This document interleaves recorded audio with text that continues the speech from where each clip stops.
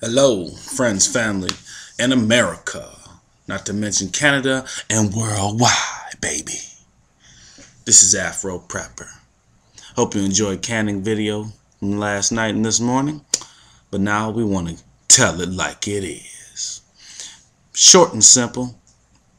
I have a little something that popped into my head that I'm going to introduce to you, and I'm sure you've all heard the song, so don't get offended. If you do, check it at the door.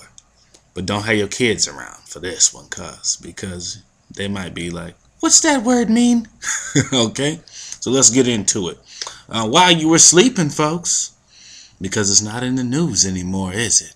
But there's major problems in Libya for them NATO forces, ain't it? They're running out of money. That leadership for the rebels is Al-Qaeda, but we're supposed to be scared of them. So what do I say to that? I say,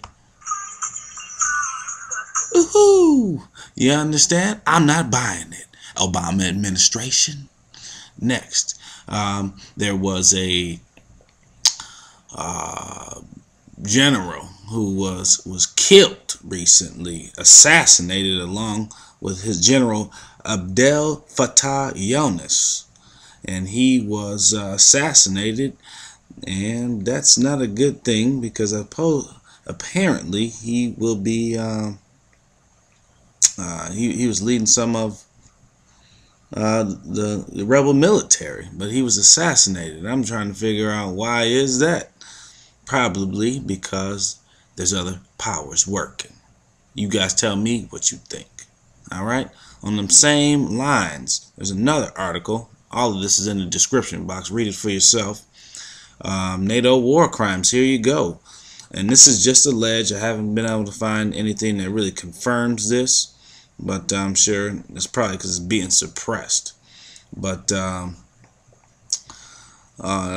NATO apparently has done something that everybody could pretty much see coming, but they bombed the pipeline that brings water to, I think it's something over 7 million people and families in Benghazi and in Tripoli. And not only did they bomb the place where, or the pipeline itself, they also bombed the factory in which they manufacture the pipelines. So to NATO, I got a little, you know what I'm saying? Unbelievable, these folks, man. I mean, this is war crimes, dude. Look up Geneva Convention Article 54, paragraph number 2. Okay, actually you don't even have to look it up. I'll put the link right there. Number 1, or it says Article 54, protection of objects indispensable to the survival of the civilian population. And remember, folks, this is what they call humanitarian aid. To anyone who's actually said that and believes it, okay. Number 1, starvation of civilians as a method of warfare is prohibited. Number 2, it is prohibited to attack, destroy, remove, or render useless objects indispensable to the survival of the civilian population, such as foodstuffs, agricultural areas for the production of foodstuffs, crops, livestock, drinking water installations, and supplies and irrigation works for the specific purpose of denying them for their sustenance value to the civilian population or to the adverse party. Whatever the motive, whether in order to starve out civilians, to cause them to move away, or for any other motive. And it keeps going. These objects shall not be made the object of reprisals. I mean, hey, NATO.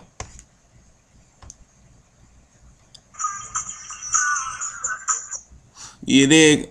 Next. Washington. Here's one. Washington is annoyed at Wall Street's failure to panic. You know why? Because Wall Street just tells this to the American public.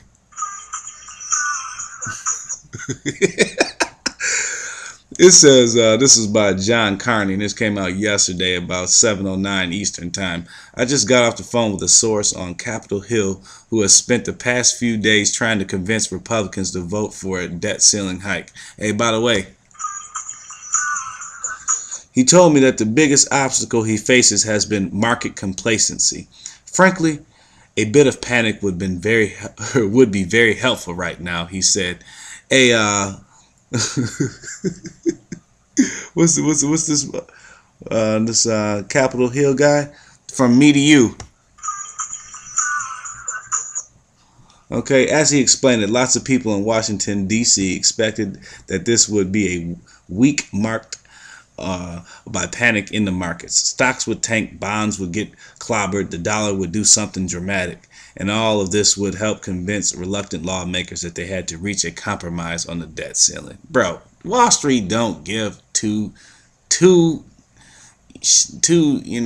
tears in the bucket, man. They don't care, bro. They've already making their millions, and they know that they're gonna fearmonger the people into just passing whatever, and then they can just look at us again from their high rises at Bank of America and Chase and Citibank and Wells Fargo and other banking institutions globally and just say,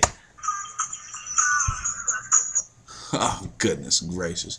Last but not least, folks, here's a quick clip from the title article, and this is your notorious Fox News here.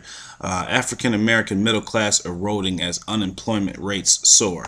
Listen to this stat right here that this guy quotes, okay? Listen up. It's got a buffer.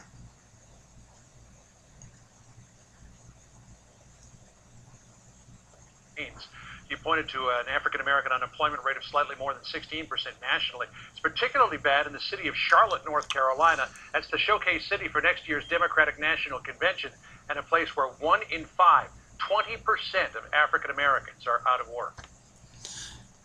And then they're going to have the Democratic National Convention there, too. So what are they saying to the people?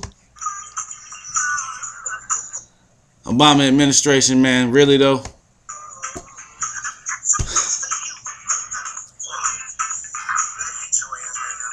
Unbelievable, these people, man. These people are ridiculous.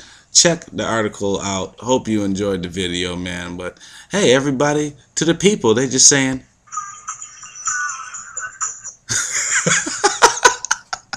God, stay prepping. More Cannon videos coming. And folks, do something to help your own family, man.